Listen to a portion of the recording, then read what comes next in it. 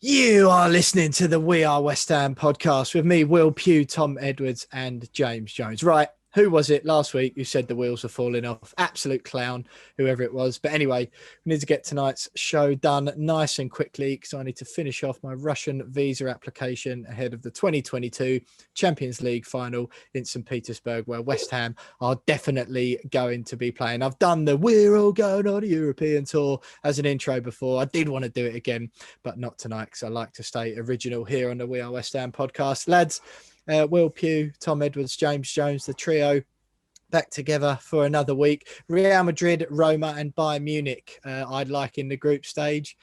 James, any other thoughts on that? No, I mean, I'll take anyone. Yeah, I don't really care who it is. I wouldn't mind playing Barcelona. I'd like to say Barcelona. Yeah, it's a bit high up, I thought. It'd be good. The away end. It might be, yeah, but no, I need the exercise, so I can walk up the steps and that, so that'd be nice. But yeah, I mean, just the thought of having Lionel Messi and Mark Noble on the same pitch is just a dream come true. Two modern day geniuses, the greatest footballers of the modern age. It'd be lovely. It'd just be a dream come true.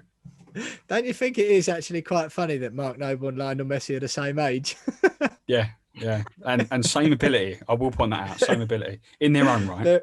Exactly, mate. Exactly. Tom, who are you having then? Champions League group stage, because we're obviously qualifying. Absolutely no brainer. Just because Timo Werner fell over and tripped one into the goal, we've proven you don't even need a striker anyway. So who are you having Champions League group stage next year? Listen, mate. Either one team I want a bit of sun for the early fixture when we head out there. We get a bit of a tan. We get some colour for those 2 days, and then I wouldn't mind an Amsterdam, Ajax sort of vibe, or a Prague. To just get stuck into a decent European city, but I'll take anything. I'll go Legia Warsaw. I'll go wherever it takes, but a bit of sun to kick me off. Yeah, so maybe Porto.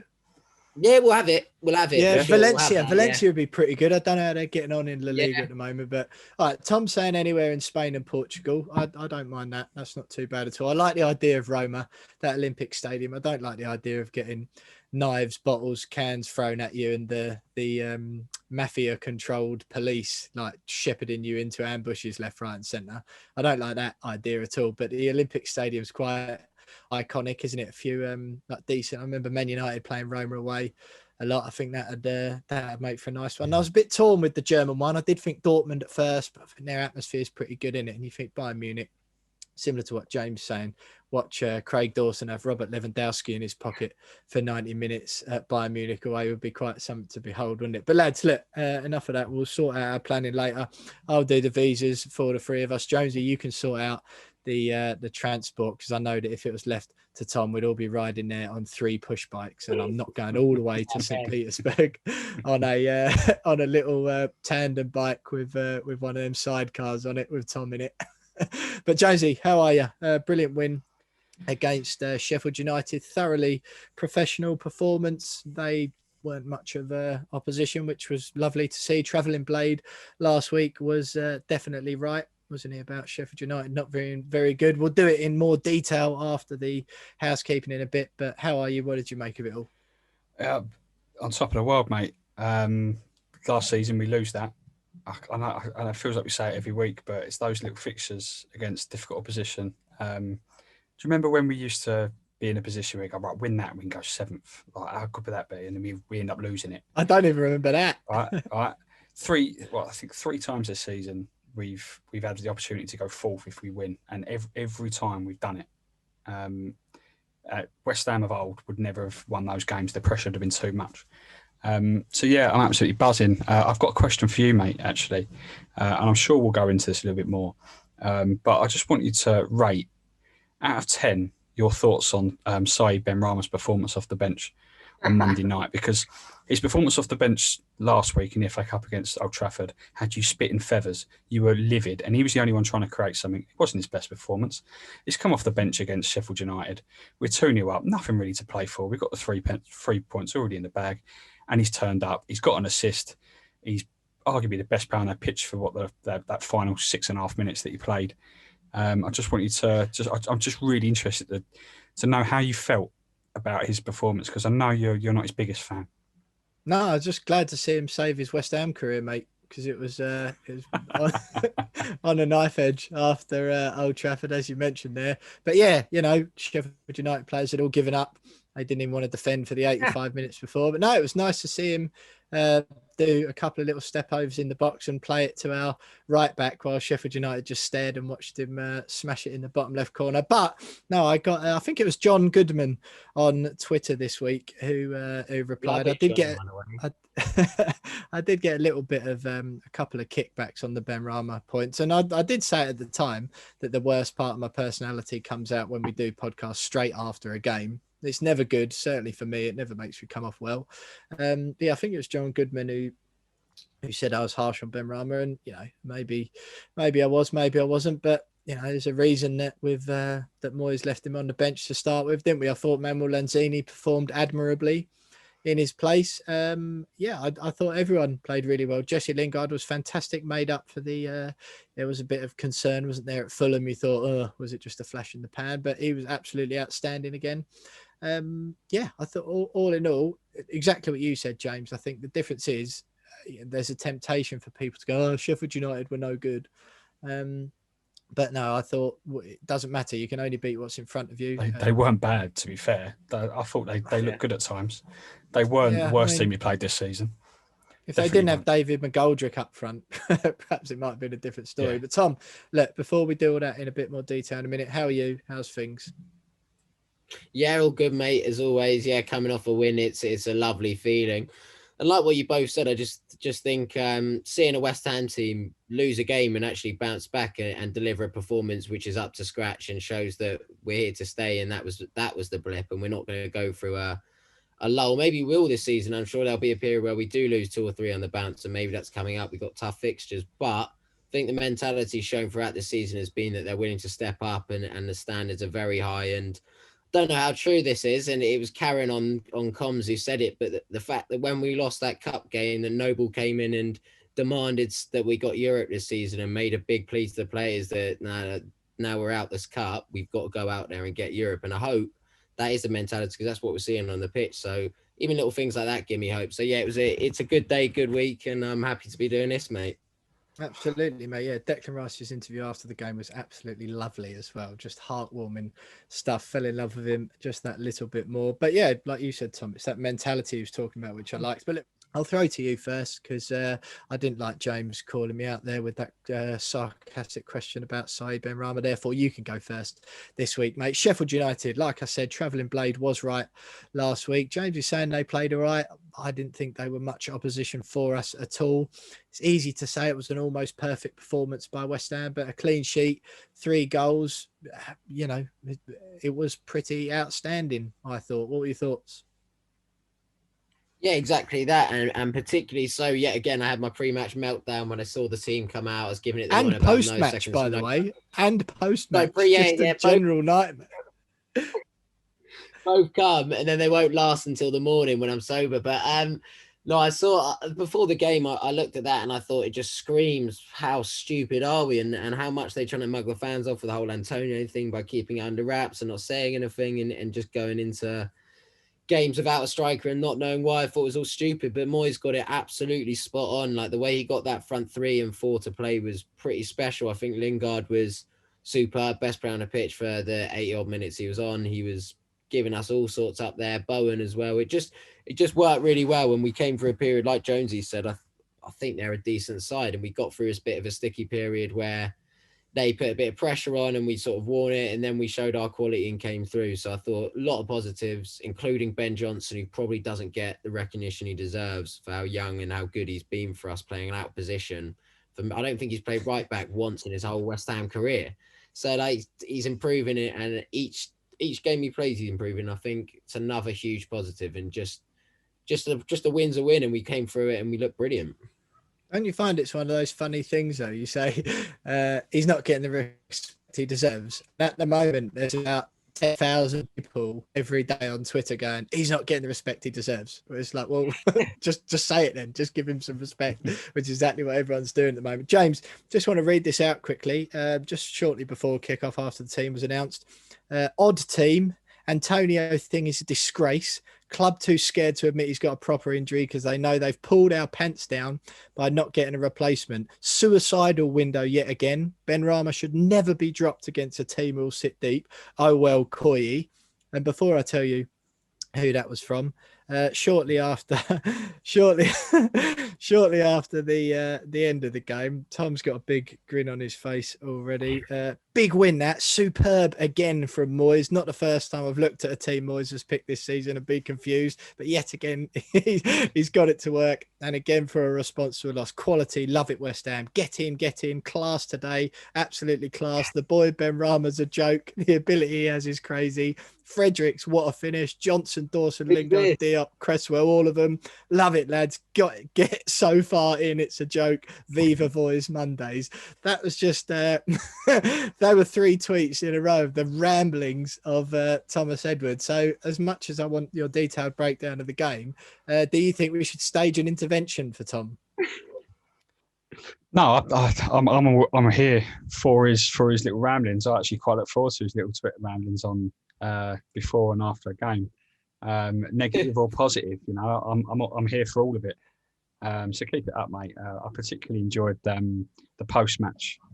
Just like it was almost sort of just verbal diarrhea. Anything. I'm just gonna say anything and it will be good. And it will show everyone that I'm absolutely, instead of just going, wow, what a win, lads, great performance. It was, I've got to get every word in. I've got to mention every single player. I don't know what I've got to say, but I've got to say it. All of it matters. That's all. Yeah, I know. all of it matters. And I just need to hammer home the fact that I am a very, very happy man. And yeah, continue doing it, mate. I wish I could. I don't have the creativity to do it myself. So I just want to make sure that you continue that because I look forward to that just as much as I look forward to West Ham clips commentary after every game. So yeah. James, just it's one of those games I was sort of saying to my dad afterwards. It's like, this is what I said it last week. I think this is what it feels like or must feel like to support a team who are pretty good, where you get a win and rather than it being like absolutely mind blowing that your team's won a game of football and you're like holding on to it desperately because you might know it might not happen for another 2 months. It's like, oh, good. Yeah, should have won that game. Nice professional performance. Nothing massive to talk about afterwards. No real negatives to speak of. The only other talking point, which I'll ask you about now, Jonesy, unless you've got anything other more pressing things you want to get off your chest before we move on to part 2 and speak to Andy from Hammers United, was the Declan Rice, Jesse Lingard comical moment. But even that, like where West Ham in the past, you'd have had, it brought back memories of Frank Lampard and Paolo Di Canio trying to tear the ball out of each other's hands in a 5-4 win against Bradford. You just had Declan Rice going, actually, the manager said I'm on them. Jesse went, all right. And Declan puts it in the bottom corner. It's like, hang on, where's the drama and the fuss here? Where's the bit that should have gone wrong? Like, I don't know. What did you make of that, the penalty decision in the first place, and just anything else you want to talk about from the game, James? Because as you know, when West Ham win, I feel a bit uncomfortable because we're not really used to it. Yeah, I mean, the whole penalty thing was weird because we got that penalty before. I mean, it's sod's law, isn't it? We don't get a penalty all season and we get 2 in the space of 10 minutes, but only 1 counts. But Declan Rice was lining himself up for that first one before. Then there was that really weird offside where the frames on the video were probably incorrect. But then we get the second penalty, and then suddenly Lingard's got it, and he seems to think that he's taken it. And I just thought it was a little bit strange, but it was good that there wasn't any. You think no, wouldn't you? You think it's up there in the change room before. Hang on, 10 minutes ago, Declan Rice was taking it. So why do you think you're taking it now?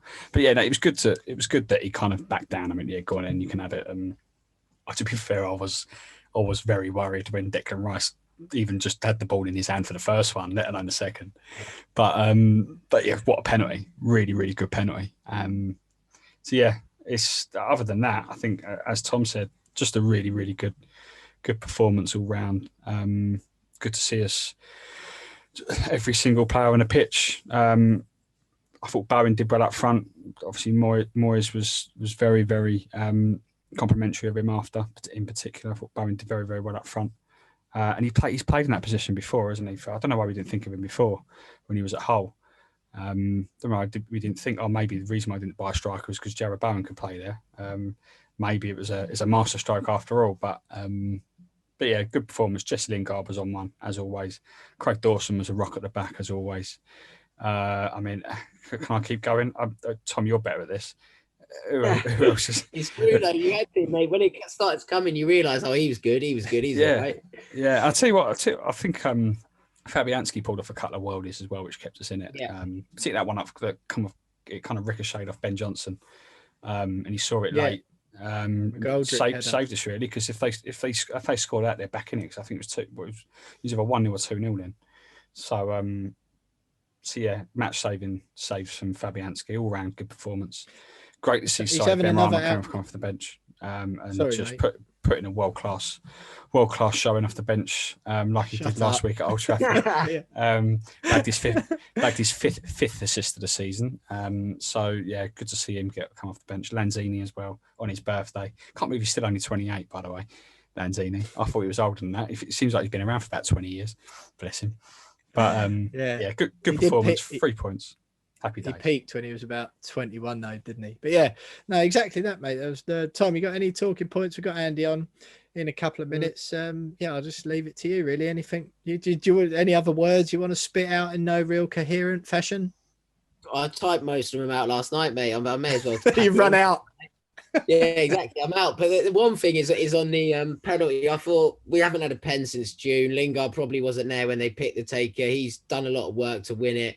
He probably wants to go. He's probably understandable that he's even gone for it. I saw people having a bit of a crack at him, saying it was weird he even wanted it. I don't think it is at all. It shows he wants to score, wants to contribute, bit of responsibility.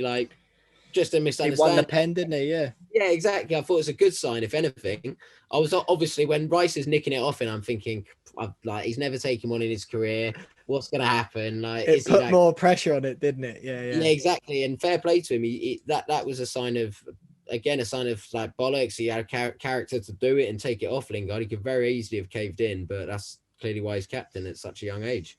Just one quick one. I don't know if either of you thought, I was a bit surprised that Basham, after his hip high karate chop on Lingard, didn't get a red. I know the rule is double jeopardy, and if they make a legitimate play for the ball, then you can't give a penalty and a red, and you can only send them off if it's a deliberate professional foul.